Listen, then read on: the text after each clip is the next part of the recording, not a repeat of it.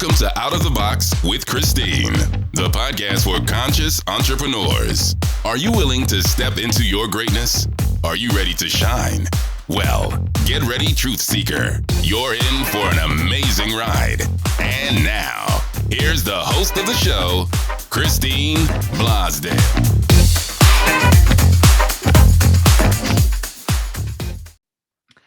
Oh, welcome back, everybody, to Out of the Box with Christine, the podcast for conscious entrepreneurs. And we have such an amazing show. Just buckle your seat belts, okay? Because today we have this incredible woman joining me today, Annie P. Ruggles. Annie is, wow, first of all, you're going to be very grateful that you stumbled across this episode and you're going to share it with all your friends and family because she is the founder and dean of the Non-Sleazy Sales Academy, which like I said before, this is such a brilliant branding strategy. The Non-Sleazy Sales Academy, where she has guided hundreds of people towards making deeper connections, lasting impressions, and friendlier, more lucrative transactions and conversations. So if you're a coach, consultant, if you've got a product, if you're someone who is in business and you hate sales, or when you think about talking to people about your beautiful services that you have, you get like all clammy and icky and you feel disgusting. Well, you're at the right place at the right time. Annie P. Ruggles, welcome to Out of the Box with Christine. Oh my goodness, that intro was so good. I'm like basking in my own meanness. Like, I don't think I was a narcissist before, but I am now. Whew! Hi, everybody. I'm Annie P. Ruggles, and I am so delighted to be here. Thank you so much for having me. Thank you for joining us. And we want to, of course, we want to let people know where you hail from, the great city of Chicago. Yes. And your family's been there for quite some time? So I've been here for half of my life. I spent the first 18 years of my life in Missouri and the second 18 years of my life in Illinois. So I am a Midwestern farm girl through and through, but I've split half of my life in the like rural suburbness and half of my life in the lovely, gorgeous big city of Chicago. And also a bit of a musical theater background as well, right? Yes. Yeah, I moved out of Missouri. I ran away to theater school and I stayed here. But yeah, my very formal background for people who are thinking, should this person be teaching me marketing or sales? Are they qualified? Well, take this as the answer, as it is the truth. I have a musical theater's bachelor's degree. Oh, since we're talking musical theater, in high school, I was in Grease. And my favorite one was Pippin. Did you ever do Pippin? So Pippin and I have a complicated relationship. I'm of the Pippin. Oh my God, I just said the Pippin. I just said I'm of the Pippin. Whoo! I am of the opinion that Pippin should just jump into the sun. Like, if it's that important to him, then just go, boo. Like, live your truth. Jump into the sun if you want. Like, you know, it's what you were supposed to do and you don't necessarily want to, but it seems like part of you really wants to. So, like, don't stay around for a woman, Pippin. Like, gross. You don't need a partner. Jump into the sun. Like, it's fine. So, other than that, yeah. The music is great. It gave us Ben Vereen in a really huge way, which is incredible. That's why I was interested in it. Mm-hmm. It was Wait, Ben but who Vereen's were you in Greece? I was in Greece in my whatchamacallit, in my high school theater. That was hard. You know why? Because I had to be just like an extra. You know, I wasn't Sandy because hello. And I wanted to be Danny, but they're like, this is for a boy. And I'm like, but I do John Travolta really well. I was like, you're like, come on. Right. Aww. So I was in the background and I had to wear, you know, the dress and do the thing. But we had a choreographer who was like a little Nazi, but I mean, not Nazi, you know, not like literally, but just, but I loved it because I knew all the music. I saw Grease. Grease. I saw Grease like 70 times. I mean, if you don't know every beat of the Grease Megamix, then were you even alive in America at any point? Like,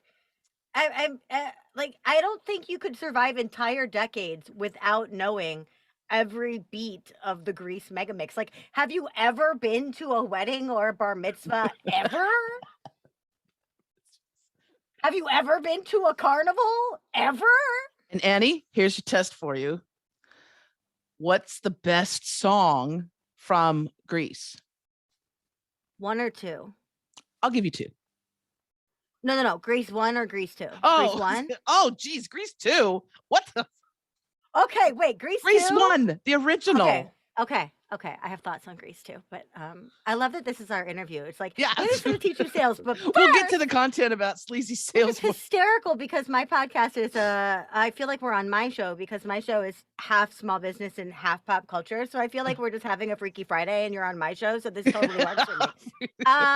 Best song from Grease 1 is, oh man, I'm a hopelessly devoted girl. Oh, that's cute. It is cute. It's very sweet. And it, for me, feels very truly high school breakup-y. Yes. Like, and she's got her little love notes in her stationery in the kiddie pool, and she's just out in her little chiffon nightie. And like, I just think that is, in terms of like that, when I was that age, making horrible decisions with douchey dudes, like I think that you saw that yourself for in that me, chiffony thing with the I did. Yeah, I did. I'm wearing like big chiffony sleeves right now, so I guess the Sandy in me never left. Although I'm much more of a natural Rizzo slash Marty slash. I mean Jan. I'm kind of a Jan. Let's be real. You're a combination of all the pink. I'm a Jan. I'm a Jan who wanted to be a Rizzo, but is actually a Jan, and that's okay. My favorite. Well, when I was there, young, watching it, of course, I loved Grease Lightning because I love so John Travolta. I mean, you're burning down the quarter mile. You just gotta love it, right?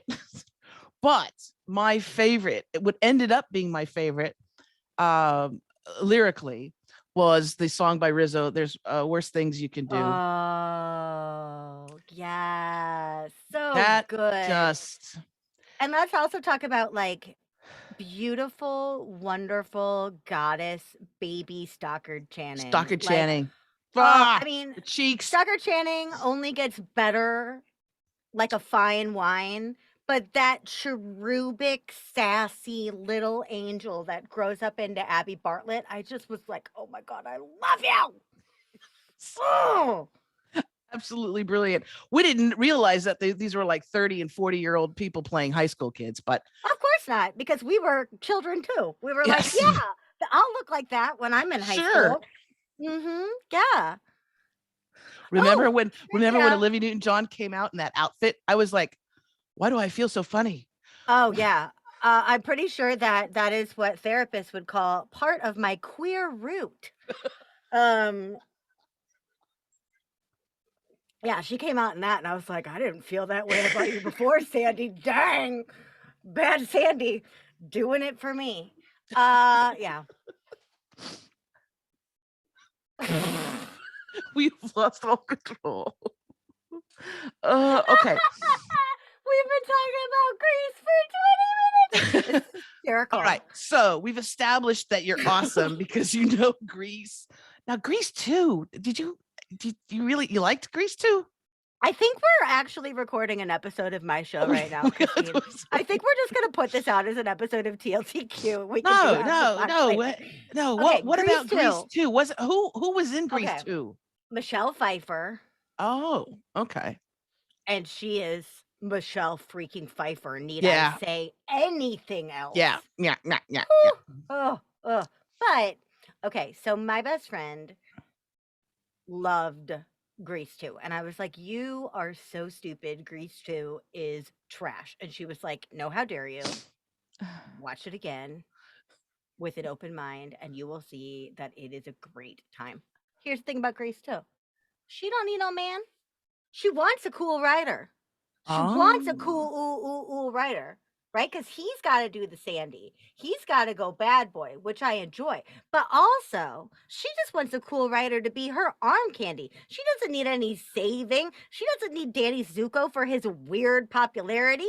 Like, come on, right? So, from a feminist standpoint, even though they sing "I'll Be Your Girl" for all seasons and ain't none of them have clothes on, again, not complaining about that. It's a more feminist movie. It has a luau. Like, come on. Oh, yeah. And the music is fun and stupid. So as far as the Grease movie goes, do I think it's better? No. But it stands on its and own. Girl for All Seasons, it stands on its own as a sequel to Grease. Gotcha. You know Okay, what so I I'm mean? gonna watch it. I think It's I not attempted to Godfather watch it. 3. It's good. Like, I wouldn't call it groundbreaking. It's not Godfather 2, but it's also not Godfather 3. It's Okay. Grease 2. I think I had started to watch it, and then maybe I was just upset because the original cast members weren't there, and I got frustrated, or I don't know. And I was the songs. See, for me, like the song, things that you could sing along to is important, right? In order for me to watch it repeatedly. Yes, right, but you don't have to watch it repeatedly. It's Grease 2. What other movies do we watch? Oh my God, we're not even talking about what you do. All right. I told you we're doing a great. I feel like I'm at a slumber party. Okay, right. Then what did he say?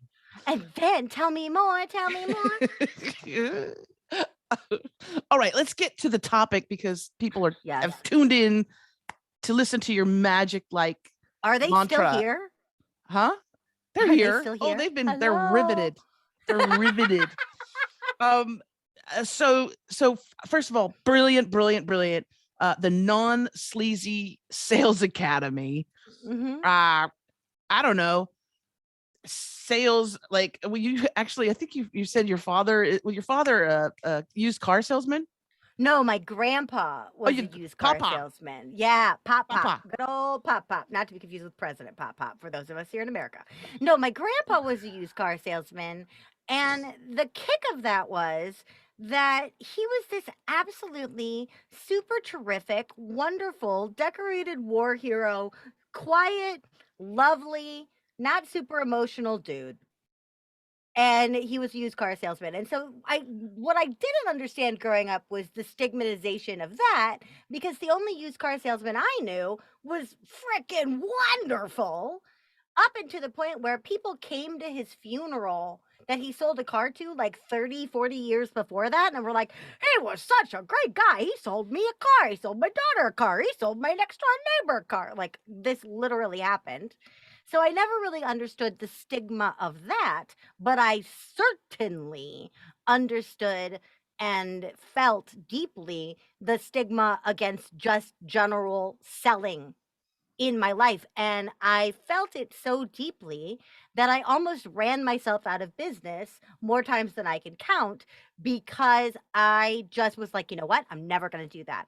I'm going to sell without selling. I'm never going to sell. I'm just going to give and give and give. And then people can give me what they want. And I could do like pay what you can. And then like, I could do everything on sliding scale. And then, maybe I'll put something out and I'll like put a buy button on it. And then if somebody clicks it, cool. But if somebody else doesn't click it, then fine, because I'm just so grateful to be here and da.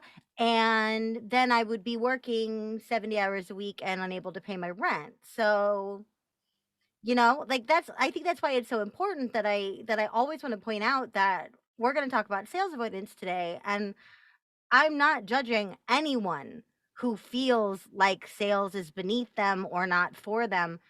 I was you. In some ways, I still am you. But what needs to change is your definition of what sales is and what sleaze is, because I think you have a substitution in play that you might not realize. Absolutely. And so many of us walking around, again, we could consciously say, of course, Annie, of course, Christine, of course, I want to be successful. Of course, I want to grow my business. I want to grow my coaching business. I want to grow my consulting, services. Mm-hmm. I want new clients. I want that exciting. I love being, a business owner. but subconsciously, what's happening many times is that those arguments that you heard when you were a little kid over Yep. the checkbook, right? Yep. You spent how much money? What? When your parents were doing the taxes and they had their Yep. the shoe boxes with the receipts and their right. And so our relationship with money, Yep. first of all, from a very young age, can be skewed, and that Yeah. carries with us. So the idea of, I mean, for me, my little thing was I hated asking for my allowance. I hated it because because my dad was like, it was so stressful for me. It was easier for me to like sneak in and like take some change out of his pants, just to buy something. He won't miss this. It's just a coin. It's a coin. but I hated, I was, eventually I grew up and I did that for a living. I was on the air asking people for donations for a radio station. I was a multi-million-dollar fundraiser. I mean, I wasn't making multi-millions. I was raising multi-millions. Right. Right. But that just that core thing of asking for something, even if I did my chores, right? That was so hard. And that was a really difficult thing to get over. What about you and your clients, the people that you work with? What are some of the common hangups that we have around asking to be paid for our Yeah. beautiful gifts? You brought up a huge form of what I call sales baggage, which is just straight up money baggage, right? There's a reason why there's 9 billion money coaches in the world, and they're all doing quite well. Is that a lot of us, as you said, have a really weird, complex relationship with money, largely familially based, right? Even if you had a great experience with money growing up, maybe something happened, but maybe your relationship with money is fine. Like my relationship with money is good. If I could do me more indecent proposal roll around in money, I would. Like shower me in that thing. Put me in that game that they play on Golden Girls where you're in a Yes. booth and they like shoot money at you. Like that sounds like the greatest day of my life. I love me some money. However, what I didn't love was the idea or the feeling of taking money away from others. Right? So it wasn't even necessarily for me about receiving money or how money will inherently change me or anything like that. But you brought up this great example of like little kids hearing their parents going, I can't believe you spent money on a blah, blah, blah. I don't want to be the person that some little kid is out there going, I can't believe you're spending $100 a month on a sales program. I don't want to be that. Ew. Therefore, I can't sell. No, no, in that exact scenario, therefore, I should not sell without talking to someone about who their other deciders are. If their spouse is going to have a financial objection here, then if I have the bandwidth to be able to know that, if it's in my capacity to reach out and say, hey, what's going on in your life, then I can help you navigate whether or not this is the right choice for you, for your business, for your family, for your spouse. And then if your spouse is going to have a legitimate objection, let me help you make that conversation easier, right? It's laziness and well intentioned laziness to say, I don't ever want to be part of that conversation or the cause for that conversation. So I'm not going to sell. Because when I don't sell to that person, they're going to go out and find someone who cares about them less than I do and have the exact same conversation about someone who cares less than me. No, that's not going to help. Instead, why don't I go the extra mile and make sure they're able to communicate why this is a good investment for them? If I've done that, I not only make selling easier, I make evangelizing the sale to their people easier, right? But we don't think about it that way because we're like, ew, sales, I'm going to cause fights. Another reason that this just gets sort of reinforced and reinforced is how many of us were forced into selling as a kid. So going door to I door. remember the candy bars. The freaking candy bars, Christine, right? So here's the thing. There were two kinds of kids. The vast Yeah. majority of kids were like me, who are like, I have absolutely no desire to do this. Grandma, please buy these bars. The idea of going around and ringing doorbells makes me want to stick nails in my eyes. Grandma, please. Grandma, grandma, grandma, please. That was me. Thank you, Grandma. May she rest in peace for buying all of my candy bars year after year. Now, the other form of kids were like the little neighborhood hustlers who were like, you take this tree to that tree. You're going to go across the street. You're going to take all the water and you're going to tell them to come over here for this lemonade stand. You are going to pair these lemonades. Like there's those kids. I was not those kids. And there's nothing wrong with those kids. Good for those kids. They're all doing really, really well now in traditional sales. But the rest of us who are like, grandma, please buy my stuff, we remember the horror of going up and ringing the doorbell. And we didn't have ring doorbells back then, kiddos. So it was just you and your finger sitting there waiting for the door to open with your little box of candy. And it was terrifying.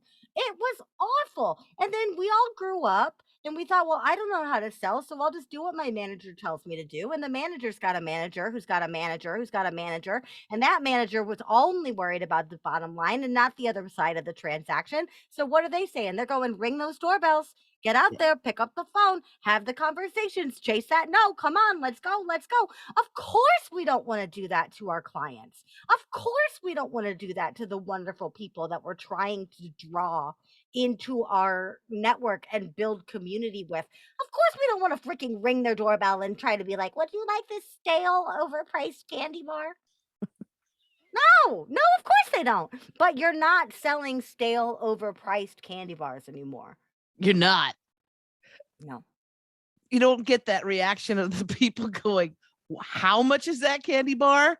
I could buy 10 of these in the grocery store. Right? Go down the street, go to Dollar Tree, you could buy like 50, right? But no, and that sticks with us, right? And the other thing that really sticks with us is every single time we have been sold to horribly. Absolutely. We have a running ticker. We have a ledger of wrongs, right? We just had Christmas at time of recording. We just had the Festivus airing of grievances for any of the Seinfeld lovers out there. We know every person that's ever conned us, ever lied to us, ever misled us, ever let us down. We keep a running tab of that. But most people I ask, if I say, tell me 3 people that sold to you beautifully, I have to stop and think about it. We don't catalog it. But then I go, okay, well, hold on. You have a wife. Who's someone that takes immaculate care of your wife? What's a gift you love to buy your wife, and who sells it to you really well? I'm sure you could come up with that. Massages. Massages. Okay, so the massage therapist who takes damn good care of your wife is someone you're glad to pay. Absolutely.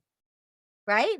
But it's easier for me to go, okay, what's something you bought for your wife that was terrible? You don't have to answer that. But I'm just saying, like that, we can sum it up immediately. Oh, I bought her this thing, and it was supposed to be incredible, and it came, and it was broken, and then they didn't return it. We keep all those things, and then when it comes time for us to put our goods, our product, our services, our heart on display, we go, oh, nope. Can't be like those guys. Instead of thinking, why can't I be the massage therapist who Christine loves to pay and to tip? Yeah.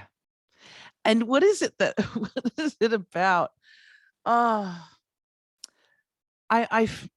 find that especially the like really talented people that have these amazing gifts that can really help people transform their lives in so many different ways. Yeah. They have a hard time around the not just asking for the the exchange, right? The energy exchange. Here I will give my energy, my time, my wisdom, my expertise in exchange for finances, for money. But it's also when it comes to the pricing element. Oh boy. Because and this is something that I've even gotten, people go, how to do this project, blah blah blah blah, can you give us a quote? And I'll give them a quote and I'll say, well, this is my hourly. And they'll go, oh, wow. Okay, well, that means if you're working on all this. And I said, no. I said, just realize also that hourly is based on all my experience, knowing what to do and what not to do. But also I work concentrated. So I'm not somebody who's also going to milk the, milk the time thing on this and go, oh yeah, it took me 10 hours to post a YouTube video. Oh, Come on. goodness. Come Right? on. But Yeah. it's that pricing element. So people feel, because in the industry that I'm in, that $250 an hour charge, more and more people are going towards, well, $30 an hour, $20 an hour. And I'm like, what the fuck? What are you talking about? People that are coming into the industry themselves are also asking for less and less just to get the job, right? Just to get the client. Can we talk about pricing, please? At some point under the bargain basement, you run into the sewer, y'all. There's only so low you can go. Eventually, you're gonna be negative, right? And so here's the thing, somebody out there in your industry, in your lane, right this minute, is killing it, making tons of money, charging way more than you. And somebody in that exact same lane right now is killing it, charging way less than you. It's because they know what their people need from them, and they're meeting them where those people are. They're also doing a good job of explaining to those people why allocating that amount of funds is a good thing. So first off, here we go, darlings. Price ain't nothing but a number. And this happens all the time, especially when people have problems that they solve that they no longer have. Perfect example. My membership is $100 a month in your choice of currency for a lot of different currencies, right? Why do I do that? To make it easy so people can remember it. Fine, whatever. I would not pay $100 a month to be coached by myself because I have my brain and know everything in it already. Therefore, needing Annie P. Ruggles' brain in my brand is not a problem that I have. Now, would I spend that same $100 a month on a different strategist? In a freaking heartbeat. If they were solving a problem that I had, I would shell that over. I've shelled over 10 times that to be in some people's circles to get their advisement because they're solving problems I have. Going back to the massage therapy example from before, if I work in a beautiful spa, I'm probably not the only massage therapist. They probably have a staff of maybe 2, maybe 3. I probably have some good exchange hustle going with the other massage therapists in that spa. Therefore, would I pay $400 for a hot stone hour from myself? No. I would just get my coworker to do it. But does that mean that they're going to go to the spa and go, could we charge less for my time, please? I don't think this is really right. No, to your point before, you are not paying just for that time. You are paying for the experience and you are paying for the expertise of the person delivering it to you. That is really hard to quantify. But what we do is we go, well, I wouldn't pay that, and therefore they won't either. If you work in a restaurant and your meals are free, you would not pay $29 for the salmon special. It's free for you. But for everyone else, it needs to have a price. So there's a little rant on pricing. Remember, your brain and your wallet should not be in that conversation. Take a look at your competitors, see what they're charging, and take a look at the other currencies as well. See how much energy you're asking for. See how much time you're asking for. Get an idea of what the people that you have can spare to solve that problem. That's how you're going to align your pricing. But don't base it on you, because at the end of the day, what they can pay and what you can pay are not the same. Oh my goodness, yes. Yes. And also something I've learned in sales, in a form of sales, when I was working at the station and on the air, sort of rattling the cup, right? Offering the listeners a product or a service, something yummy on the air. What I realized too is that not everybody is in that low income bracket. So we tend to think like, if I'm offering, this mug for $100, right? And I'm saying, call this number, give me your ring, get this mug for $100. It's a beautiful mug. It works really great. There's no holes in it. But when you ask people to give what they can, right? Yes, this mug is $100, but if you have $1,000, if life has been really good to you and you love the programming that we do, you love the services that I offer, if you can afford the $1,000 right now is a great time to do that because blah, blah, blah, blah, all that great stuff, right? And when you start asking for more, you'd be surprised at how many people give you more. Yes. Don't Because ask, don't get. If you assume, you're not going to get anything. yes. And we lowball ourselves. We super save ourselves. We discount ourselves so much. Ugh. I have a question too, because this is for for the people that are listening and watching on YouTube that have service-based businesses and things like that. Do you, as a non-sleazy sales guru that you are, Mhm. do you suggest that people leave the pricing off of their website, or like if for more information, contact me, Put your or price on put your it out there? website. Please put your pricing on your website. Okay, do tell why do you say that? Well, and then you also said the D word, discounting. Okay, so here's the thing. In most scenarios, I am very much team put your pricing on your website. Why? Number one, the buyer wants to feel empowered while they're making the decision. If you make them dig, they start to wonder what you're up to. Number two, disqualifications are not a bad thing. If what you're selling is high ticket or any form of an investment, people knowing that they need to save up for it is not a bad thing. And it's easier for them to learn that on their own than have the idea of working with you dangled and then having them not be able to afford it. Right?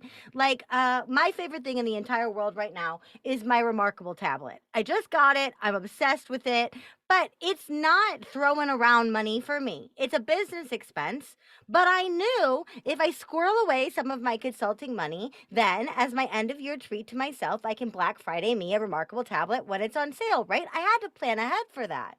Now imagine if I had thought I could afford a Remarkable tablet, then I go and I put all the bells and whistles in the cart, and it's $500 more expensive, and now I'm going to get cart abandonment emails on something that I can't afford. Ouch. Or I'm on a discovery call bearing my soul to someone, and they go, "Oh my gosh, yes, I would love to solve this problem with you. Only I can fix this for you and with you. I am the provider you've been looking for, darling. It is 3 times what you were able to pay. Ready to start today?" No, no, disqualification up front is not bad. It just tells the person, if you've convinced them that you are the golden standard and worth waiting for, then let them meet you through saving. Also, accessible pricing is a thing. You could offer payment plans. You can offer a limited amount of pay, which you can based on a suggested donation point where you're not taking less than that, right? Where you're saying, hey, the suggested price is this, but I'll take down to here and looking at that bar of resentment, right? It all comes to the very first thing you said on this interview. This is about consciousness. This is about intention, right? And if we're looking at our pricing and our offering in that way, we're already far and away beyond most of our competitors. So I think I answered your question. Yes, you did. And you touched upon something that is really important. And this has been my mantra through life. I think through all of my little childhood things and all of it, it has always been brought back to intention. Yeah. Right. And you get in trouble at school, something happens, but it's like, but my intention was not to hurt anyone. That was that was an accident or a mistake or whatever, but my intentions were pure. And what I find is that when your intention is what is best for your potential client or customer, the world, whatever, when your intentions are pure, like with me, I love coaching people. I love coaching entrepreneurs and create a podcast or a radio show or a YouTube channel, because my whole thing is people need to know you exist. Yeah. If you're living in a basement creating like the next internet or whatever, if people don't know about you, they're not going to be able to enjoy the beautiful gifts that you're giving the world. So my whole thing is to market people, get them out, get them out there, right? Yes, and it's never been easier to seize on things like podcasts to get yourself out there.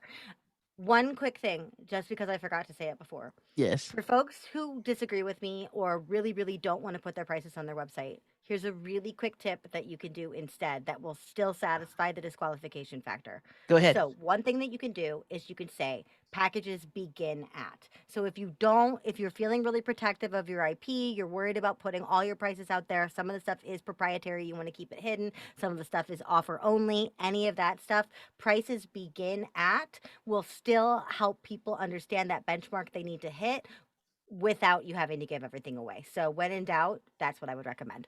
Back to Yep. what we were talking about, I like Christine. that. No, I like that because yeah, you're right. There's so many people with different price points. And Yep. so if you have someone who's a coach who's in the intermediate, pricing, in, a couple $1,000s, let's say, then you need to kind of know where that's at. Now there are other people where it's $10,000 to even talk to them, To right? even look at them. Yeah. To even Right. like, can I email you? That'll be 10 grand.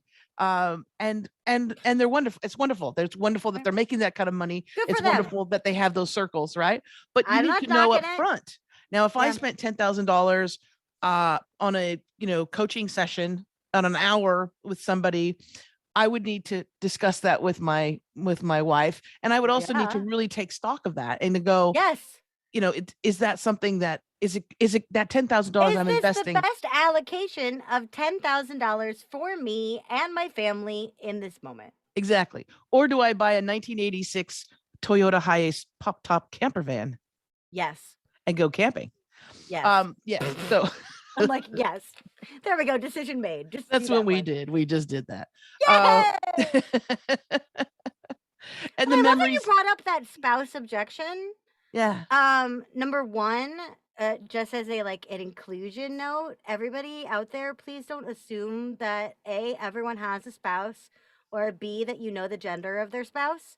I've heard a whole lot of really awkward sales calls where people say, well, what would your husband say? And they've recently separated, they're gay, there's a million reasons not to say that. But let's not assume people are married. Let's not assume that all deciders are married, and let's not all assume that everybody has a husband. Number one. Number two, and I have a husband, so you can assume that about me because I'm telling you. But additionally, that I need to talk to my blank. Sometimes it's not a spouse, sometimes it's my kids. If you're a parent and you want to enroll your kids in something, sometimes you got to get their buy-in, right?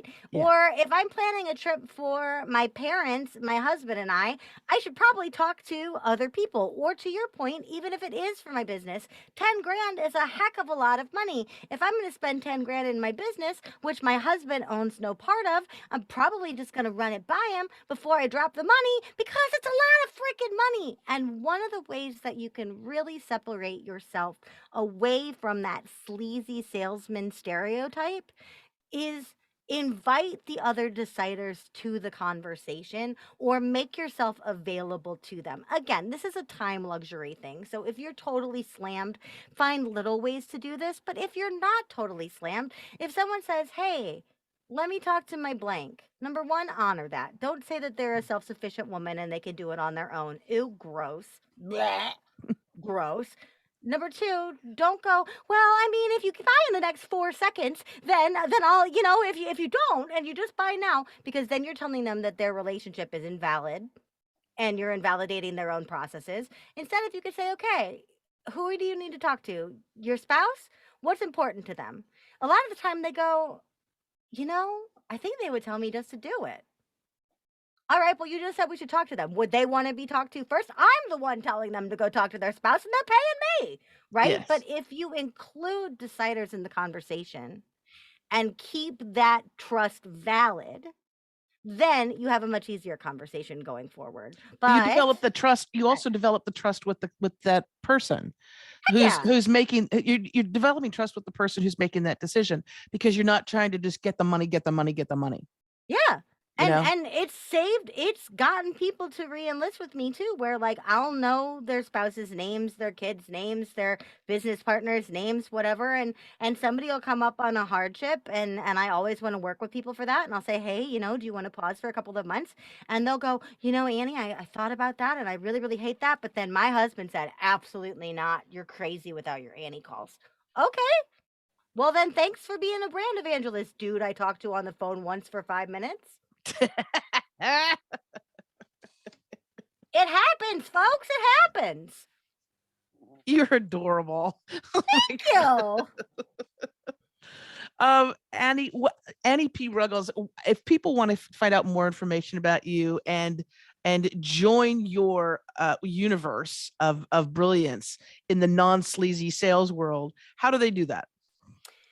Y'all, I am accessible. Not excessively accessible, but I am accessible. Why do I tell you this? If you are in a education space, then by all means, head on over to my website. You'll find my podcast, which I'm obsessed with. You'll find other interviews like this great show that I've been lucky enough to be a part of, my webinar, a quiz, all this stuff. But y'all, if you are having actual active sales avoidance, if you are having that I'm about to ring a doorbell to sell that candy bar feeling, I do not want you to go to my website. Please do not go to my website. What I want you to do instead is reach out to me on a platform that has messaging. The two best for me are Instagram, where I'm at Anniepreneur, or LinkedIn, where you can just search for my name. Let me know what you're up against. Let me give you some flash coaching in that moment. I will make your next selling event better, so at least that you can see how much easier it can be. That would be my honor to do. Yeah. Will you make sure that you send me all those? We'll put the links Heck to yeah! everything so everybody can go to the show notes and you'll get the links, of course, to Annie's official website, but also those social media handles as well, so that you can reach out to her. We could talk forever, not only about Greece and non-sleazy sales, but I would love to have you back. You're welcome back anytime on Out of the Box with Christine. And also, anytime, anything I can do for you at any moment, just let me know. Because Well, will you come be on my show? Of course, I'd love to. Hey, then look, we're already far and away. I'll wear my hair differently, okay? How you gonna do that? I don't know. I need a haircut. I think it's getting a little moppy. Yeah, you're getting a little long, darling. Yes, I know. We're pushing 1.5 inches now. Whoa! Getting crazy. I know. Whoa. Annie P. Ruggles, thank you so very much again for joining us. And I'm so happy that I stumbled across you. And I'm extremely happy that people listening to the show and watching it on YouTube now get to know who you are. And I encourage everybody, go check her out immediately. Don't, what is it they say? Don't go to jail directly. What is that thing? Monopoly? Do not pass go. Do not collect $200. Go message directly me on Instagram. Go directly to Annie. Thank you. If you message me on Instagram, I mean, I'm already married, but go message somebody else because you might get married. Exactly. That's how. There you go. That's what happened to me. Yeah. Oh, that was in the pre-chat. Now they're royally confused. I know.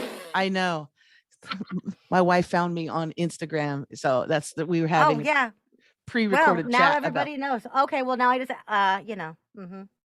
How did your husband find you, or did you find him? Okay, Cupid. Oh. Internet. What? All right. Thank you, Internet, for blessing us with our spouses. Addie, I adore you. Come back soon. I adore you back. Okay. I will. Okay. All right. And thank you so very much, wonderful viewers and listeners, to Out of the Box with Christine, the podcast for conscious entrepreneurs. Today's show is going to be a memory. It's going to be burned in your memory forever. If you want more information about this program, you can go to outoftheboxwithchristine.com. If you want more information about me and my coaching, you can go to christineblasdale.com. We'll have links to everything. It'll be a link smorgasbord for you in the show notes. Until next time, as I always say, remember to think outside that damn box. Bye for now.